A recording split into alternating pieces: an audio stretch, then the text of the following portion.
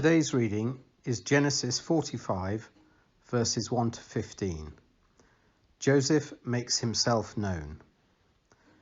Then Joseph could no longer control himself before all his attendants, and he cried out, "Have everyone leave my presence."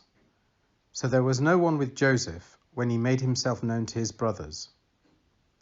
And he wept so loudly that the Egyptians heard him, and Pharaoh's household heard about it. Joseph said to his brothers, "I am Joseph. Is my father still living?" But his brothers were not able to answer him, because they were terrified at his presence. Then Joseph said to his brothers, "Come close to me." When they had done so, he said, "I am your brother Joseph, the one you sold into Egypt. And now, do not be distressed, and do not be angry with yourselves for selling me here, because it was to save lives that God sent me ahead of you.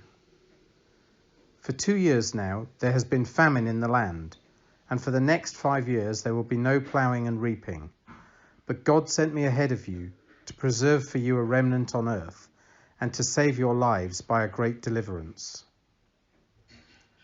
So then, it was not you who sent me here, but God. He made me father to Pharaoh, lord of his entire household and ruler of all Egypt. Now hurry back to my father and say to him, 'This is what your son Joseph says. God has made me lord of all Egypt. Come down to me, don't delay.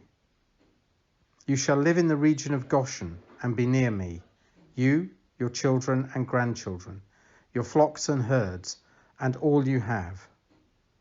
I will provide for you there, because 5 years of famine are still to come. Otherwise, you and your household and all who belong to you will become destitute. You can see for yourselves, and so can my brother Benjamin, that it is really I who am speaking to you.